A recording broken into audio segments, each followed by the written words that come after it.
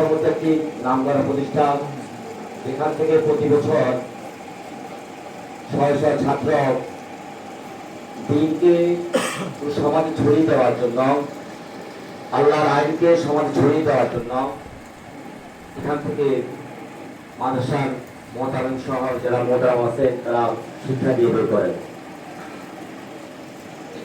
সেই ছাত্রদেরকে যখন একটি বছর শিক্ষা গ্রহণ শেষ হয়, সেই শিক্ষা গ্রহণটা একটা বার্ষিক ওয়াজ মাহফিলের মধ্যে, একটা বার্ষিক ওয়াজ মাহফিলের মাধ্যমে শেষ করা হয়।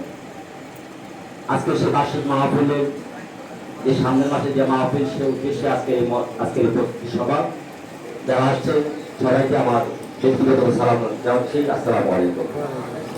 সুপ্রিয় সুধীবৃন্দ,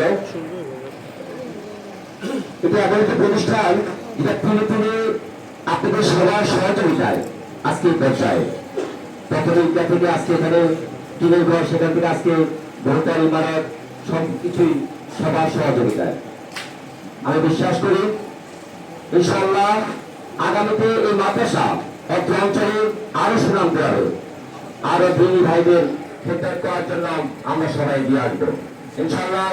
আমি কথা বিবাহিত করবো, শুধু এটুকু বলবো, আমরা সবাই যারা অতীত বিভিন্ন রকম মানুষ সহায়তা করছেন, ইনশাআল্লাহ সামনে আমরা আরো বেশিভাবে এই মাদ্রাসার খেদমত করবো।